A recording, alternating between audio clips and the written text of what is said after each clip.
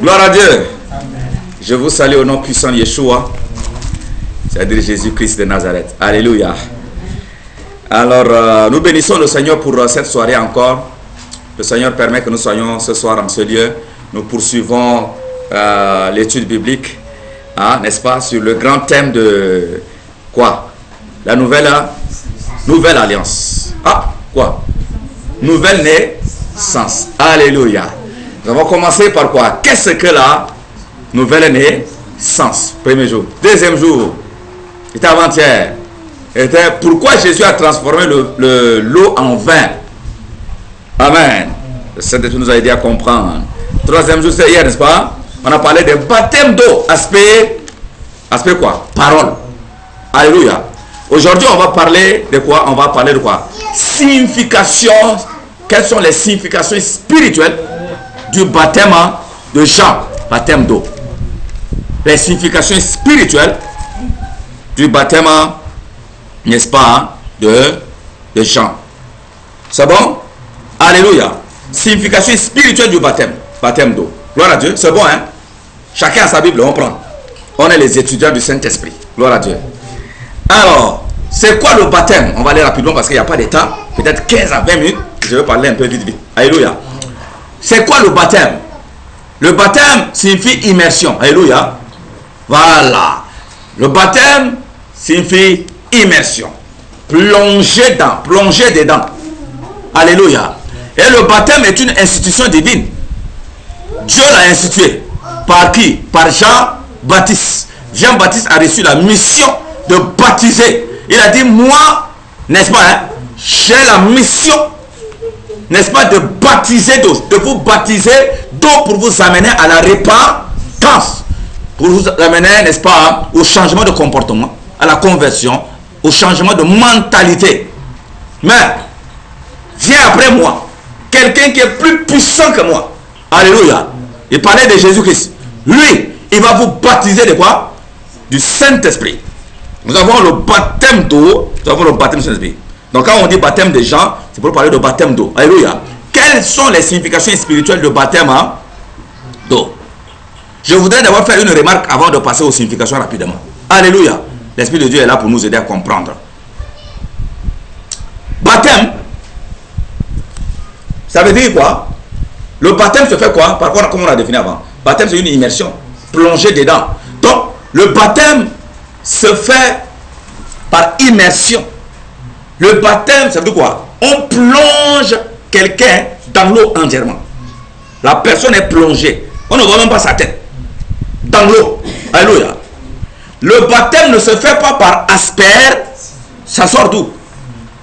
Ce baptême n'est pas biblique. Non. Ça, c'est une déviation. Le baptême se fait par immersion et ça, il y a les sens qui sont, on va voir. Hein? Il y a les significations spirituelles, on va comprendre. Mais le diable dévie ça, il le fait par aspersion. Ça n'a pas de sens. Ça, c'est un. Deuxième remarque. Le baptême se fait toujours dans des sources naturelles. Les fleuves, etc. Au temps de Jésus, Jésus parcourait des distances. Les gens parcouraient des distances, Jésus y compris, pour aller se faire baptiser, n'est-ce pas, au Jourdain. Alléluia. Les gens ont fait des recherches, ils ont dit que Jésus a fait au moins près de 40 km, ou bien même plus. Alléluia. À l'époque, il marchait encore à pied, hein? 40 km à pied.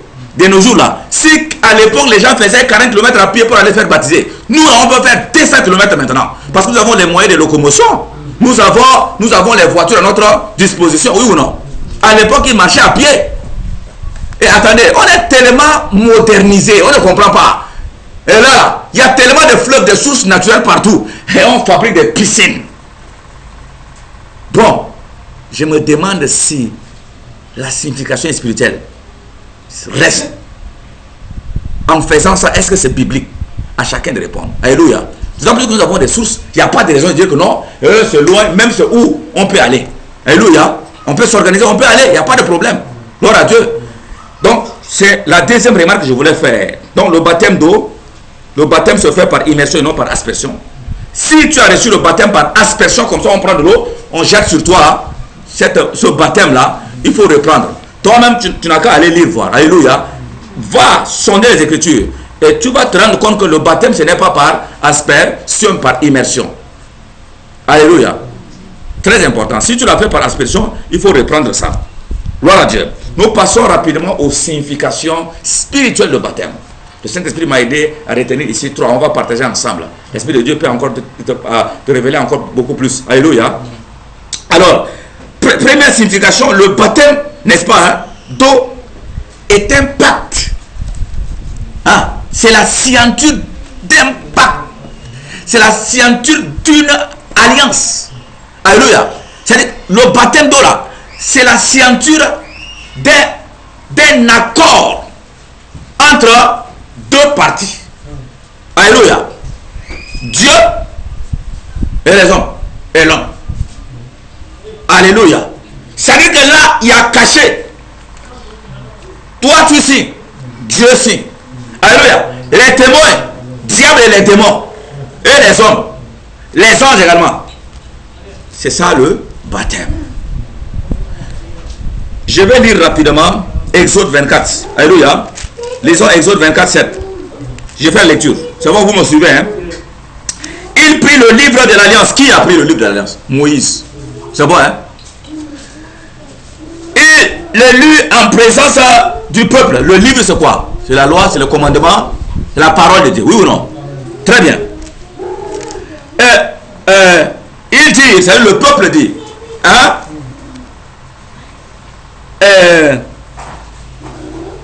Nous ferons tout ce que l'Éternel a dit et nous obéirons. Alléluia. Moïse a pris le livre de la loi et l'a lu devant tout le peuple. N'est-ce pas, hein? Les commandements de Dieu. Le peuple a dit, nous nous engageons aujourd'hui, n'est-ce pas, à faire quoi? À obéir à Dieu, à observer les commandements de Dieu. L'alliance. Alléluia. L'alliance. Très très très important. Donc quand nous acceptons d'aller pour passer par les eaux de baptême, pendant qu'on est en train de nous plonger dans l'eau, ça veut dire quoi? Nous sommes en train de dire, alléluia, toi Dieu, Père, mon Créateur, aujourd'hui je m'engage à respecter les termes de l'alliance. Aujourd'hui, en me baptisant dans l'eau, alléluia, je m'engage à observer tes commandements. Je m'engage désormais à me plonger dans l'eau de ta parole jour et nuit pour mettre en pratique ta parole. Aujourd'hui, Père, fini avec le vol, fini avec le mensonge, fini avec la drogue, fini avec fornication, fini avec adultère, fini avec mensonge, prostitution, fini avec la vie de monde, fini avec les convoitises de la chair. C'est fini, je m'engage à t'obéir, à t'adorer dans la sanctification. Alléluia, à marcher avec toi. C'est fini maintenant. Devant les hommes, tu n'as pas besoin de parler. Le fait de te plonger dans l'eau là, ça signifie ça. Alléluia. Et devant les hommes, Satan est là. Il est en train de mordre son doigt. Et autour de lui, il y a ses démons. Et Dieu est là aussi avec ses anges. Alléluia. Satan dit d'accord. On va voir. Alléluia.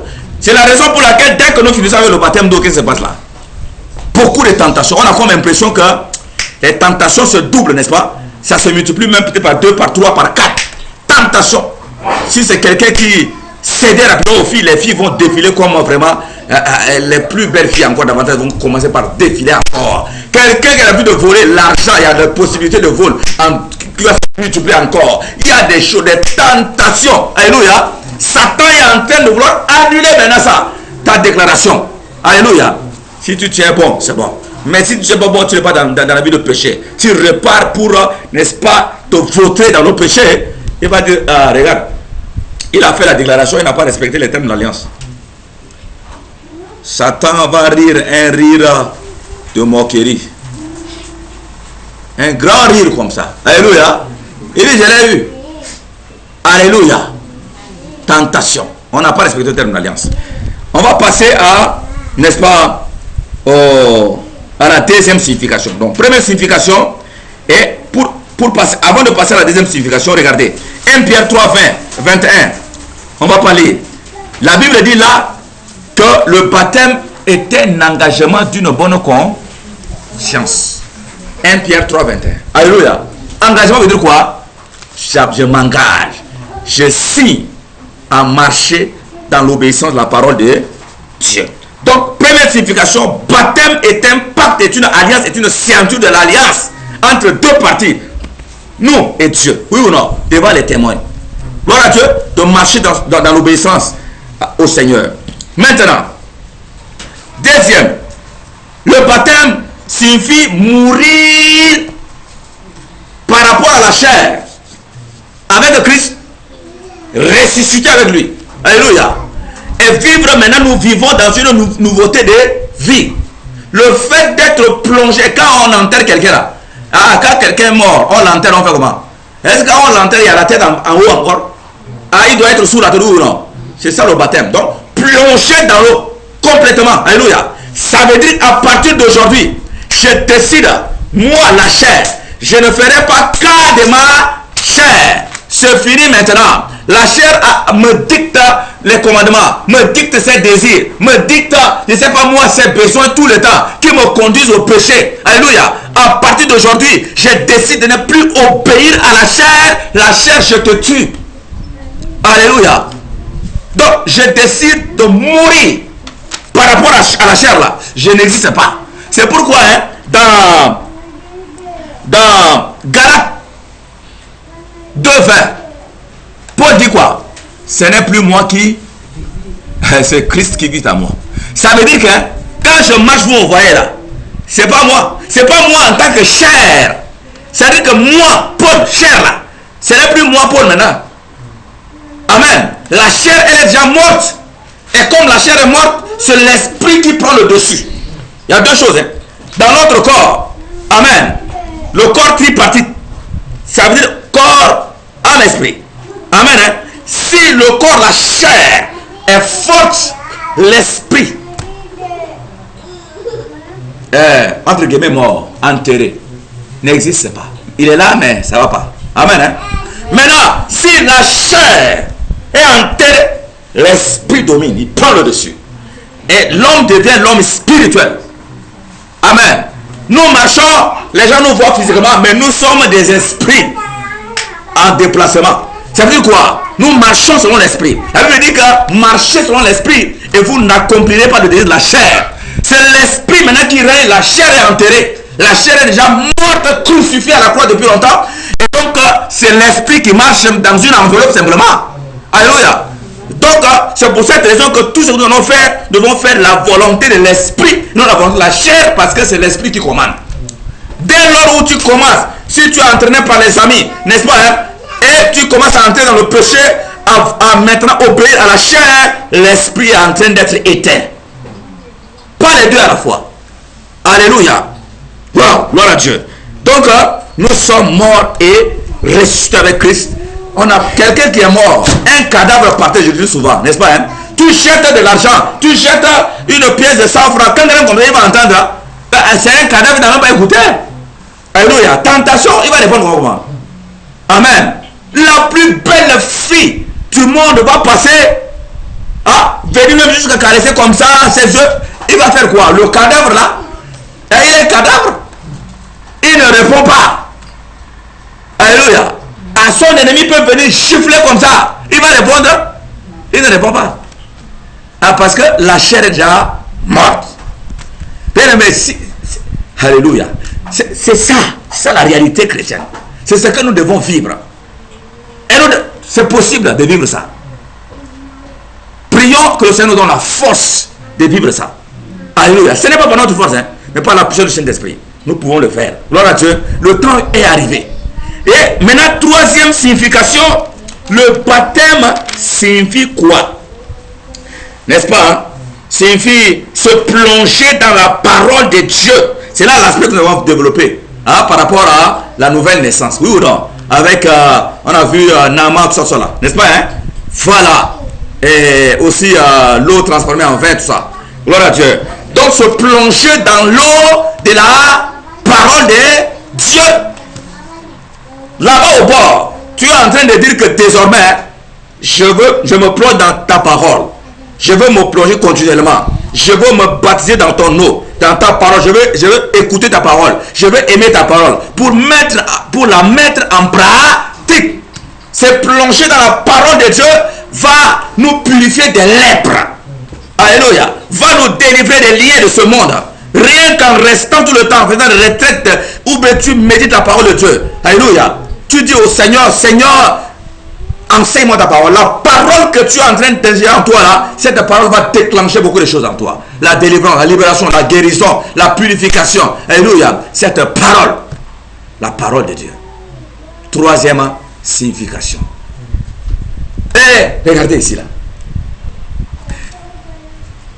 C'est on reçoit la parole de le baptême d'eau de la parole bien avant quoi? Le baptême du Saint-Esprit. Je ne parle pas de baptême d'eau, l'eau physique. Je parle de l'eau de la parole. Souvent je prends l'exemple de Corneille. Alléluia. Jésus voulait baptiser Corneille et sa maison. Mais il a fallu d'abord qu'il lui dise, va, envoie à Joppé, n'est-ce pas, hein, appeler mon serviteur. Il est venu, il commençait par baptiser de la parole, n'est-ce pas, Corneille et toute la maison. Ça veut dire quoi? Prêcher l'évangile. Et ça, baptiser l'eau. Quand tu es en train de prêcher aux gens, tu es en train de baptiser de la parole de Dieu. Est-ce que vous comprenez? Et il reçoit.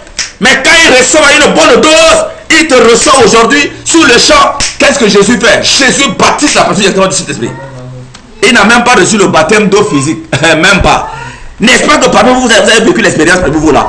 Beaucoup déjà ici parmi vous ont vécu l'expérience. Ils n'ont même pas été baptisés d'eau physique, l'eau de bord là-bas. Mais ils ont reçu simplement les enseignements. Quelques mois après, ils ont reçu le baptême du Saint-Esprit. Commencez par prophétiser ici. Commencez par avoir des visions partout. N'est-ce pas ça? Donc, l'eau, c'est la parole de Dieu. Gloire à Dieu. Hein? Il y a des gens qui disent, pour finir, hein, non, je vais d'abord faire ma vie. Quand tu fais vite le baptême, tu vas jeter ça. Traduisez ça dans vos bateaux, vous allez trouver ça. Amen, amen. Que tu vas jeter le baptême là. Non, je suis encore trop petite, trop petit. Allez, il se permet d'aller chanter à la chorale. Hein. Il chante là-bas à la chorale. Il est là, il fait comme il veut. Mais tu ne vas pas te baptiser. Non, non. Trop vite comme ça. Aïe, je fais ma vie d'abord. Mais les gens n'ont rien compris. Les gens n'ont rien compris. Tu es en train d'attendre un moment à l'autre l'enlèvement. Ou alors tu peux même mourir. Il y a même enlèvement avant enlèvement. Et Ésaïe 57. Amen. Hein? Enlèvement par la mort. Que non, si je fais baptême, et lui il croit que baptême c'est comme un passeport, c'est un truc, tu as ça là-bas, c'est un truc que tu dois garder comme ça, c'est-à-dire que là, bon, ça n'a pas de, c'est un problème d'enseignement. Les enseignements que tu suis à l'église là, c'est ça le baptême de la parole de Dieu. Tu mets en pratique, tu crois avec le Seigneur. Alléluia. Et le baptême d'eau de fleuve, hein, ça vient, c'est juste une ceinture, c'est public, c'est que nous voyons. Alléluia. Gloire à Dieu. Quelquefois on peut commencer à l'école, hein. Avant de faire inscription ou quelque chose, tu peux commencer les cours. Hein. C'est pas ça? Tu commences les cours. Peut-être tu vas d'abord 3 mois, 4 mois. C'est pas ça? Et tu reviens, voilà, tu fais les formalités. Oui ou non? C'est la même chose.